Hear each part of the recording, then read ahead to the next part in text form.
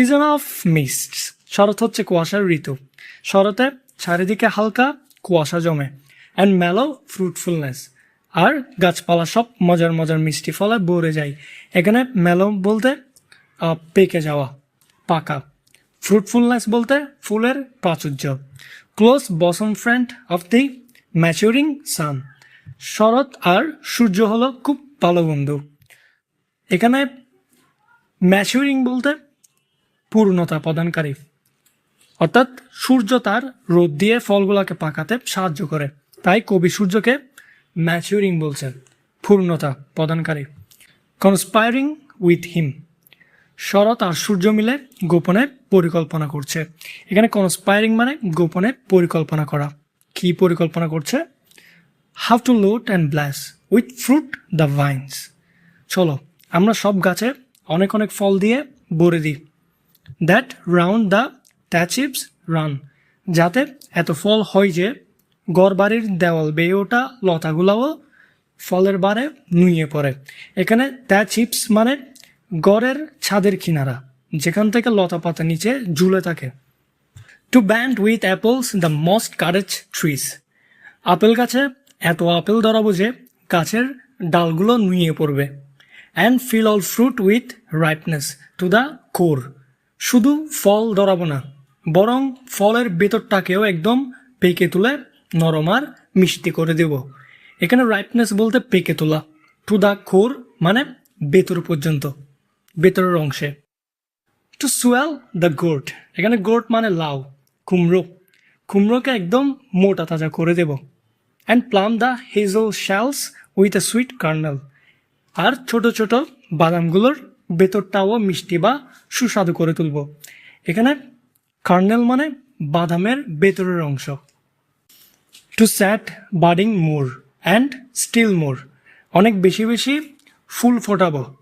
Little flowers for the bees until they think warm days will never cease, যতক্ষণ না মৌমাছির অবাক হয়ে ভাবে আরে এখনও তো ফুল ফুটছে, তার মানে গরমকাল বুঝি শেষ হয়ে হবে না।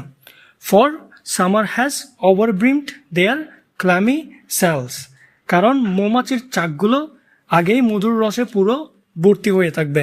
এখানে ওভারব্রিম মানে কানায় কানায় পূর্ণ হয়ে থাকা, মানে মৌমাছিগুলোর মধু সংগ্রহ শেষ হয়ে যাবে কিন্তু ফুলের কোনো সমাপ্তি হবে না। চারিদিকে এত ফুল থাকবে যে তারা ভাববে হয়তো গ্রীষ্মকাল বুঝি আর যাবে না এবার। সেকেন্ড স্টাঞ্জা শুরু করার আগে বলি, কবি এখানে শরৎকে একটি কুমারী মেয়ের সাথে তুলনা করছে, যে সারা দিন মাঠে কাজ করে এখন সে খুব ক্লান্ত, সে এখন আর কোনো কাজ করবে না, সে শুধু বিশ্রাম নিবে। Who hath not seen thee often amid thy store, এমন কেউ কি আছে যে তোমাকে তোমার শস্যের ভাণ্ডারের মাঝে দেখেনি? এখানে স্টোর মানে শস্যের ভাণ্ডার। Sometimes whoever seeks abroad may find thee sitting careless on a granary floor, কেউ যদি তোমাকে ঘরের বাইরে কোথাও খুঁজে বেড়ায় তবে দেখবে তুমি শস্য রাখার ঘরের মেঝেতে খুব কেয়ারলেস হয়ে খুব নিশ্চিন্তে বসে আছো। এখানে গ্রেনারি ফ্লোর বলতে শস্য রাখার ঘরের ফ্লোর, মেঝে। Thy hair soft lifted by the winnowing wind, ফসলের উপর দিয়ে বয়ে যাওয়া বাতাসে তোমার চুলগুলো আলতো করে উড়ছে। Or on half reaped furrow sound sleep, অথবা ফসলের ক্ষেতের এক কোণে যেখানে অর্ধেক ফসল কাটা হয়েছে সেখানে তুমি গভীর ঘুমে মগ্ন। হাফ রিফট ফারো মানে একটি ফসলের জমি যেখানে অর্ধেক ফসল কাটা হয়েছে আর অর্ধেক ফসল কাটা এখনো বাকি। Drowsy with fume of poppies, আফিম গাছের করাগন্ধে তুমি কিছুটা জিমিয়ে আছো। While thy hook spares the next swath and all its twined flowers, তোমার হাতের কাস্তে থাকা সত্ত্বেও তুমি পরের ফসলের সারি আর তার ভিতরের জড়িয়ে থাকা সুন্দর ফুলগুলো কাটছ না, বরং সেগুলো বাঁচিয়ে দিচ্ছ। এখানে হুক মানে কাস্তে, আর নেক্সট সোয়াথ বলতে পরের ফসলের সারি, অর্থাৎ ওই যে অর্ধেক ফসল এখনো কাটা বাকি ওই ফসলের সারিকে বোঝাচ্ছে। And sometimes, like a gleaner, thou dost keep steady thy leaden hat across a brook. আবার কখনো তোমাকে মনে হয় একজন ফসল কুড়ানির মতো, যে মাথায় ফসলের বোঝা নিয়ে খুব সাবধানে নদী পার হচ্ছে। এখানে গ্লিনার মানে কুড়ানি, যে ব্যক্তি পড়ে থাকা ফসল কুড়িয়ে বেড়ায়। লিডেন হ্যাট বলতে বোঝাবর্তী মাথা। ব্রুক মানে নদী।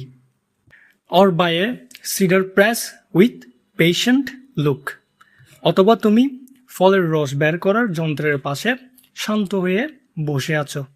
The watchest the last oozings hours by hours, এবং ঘন্টার পর ঘন্টা ধরে ধৈর্য নিয়ে দেখছো কিভাবে ফলের রসের শেষ ফোঁটাটুকু ঝরে পড়ছে। এখানে সাইডার প্রেস বলতে ফলের রস বের করার যন্ত্র। উজিংস মানে ফলের রস। হোয়ার আর দি সংস অফ স্প্রিং? হোয়ার আর দে? সবাই বলে বসন্তকালে কত সুন্দর সুন্দর গান শোনা যায়, সেই গানগুলো এখন কোথায়? থিঙ্ক নট অফ দ্যাম, দাও হ্যাস্ট দাই মিউজিক টু। কবি বলছেন, আরে বসন্তের গানের কথা এখন ভুলে যাও, কারণ শরতেরও অনেক সুন্দর সুন্দর গান রয়েছে। While barred clouds bloom the soft dying day, যখন দিনের শেষ সময়ে আকাশের মেঘগুলা খুব সুন্দর দেখায়। And touch the stubble plains with rosy hue, আর কাটা ফসলের মাঠগুলোর উপর সন্ধ্যার লালচে আভা পড়ে। এখানে স্টাবল প্লেন্স বলতে ফসল কাটার পর পড়ে থাকা খড় বিছানো মাঠ। রোজি হিউ বলতে লালচে আভা।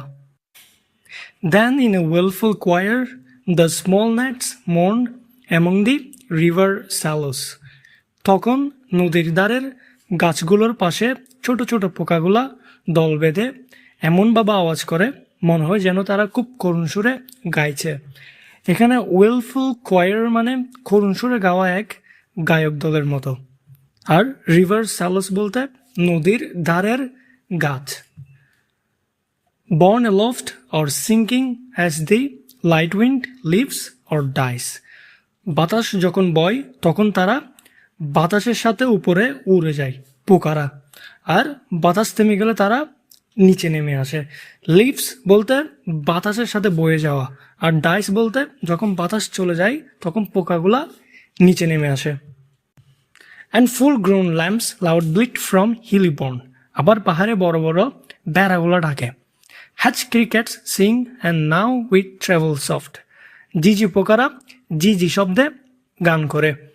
The red breast whistles from a garden croft, red breast বলতে রবিন পাখি, বাগানের ভেতর লাল রঙের রবিন পাখিটা শীষ দিয়ে বেড়ায়।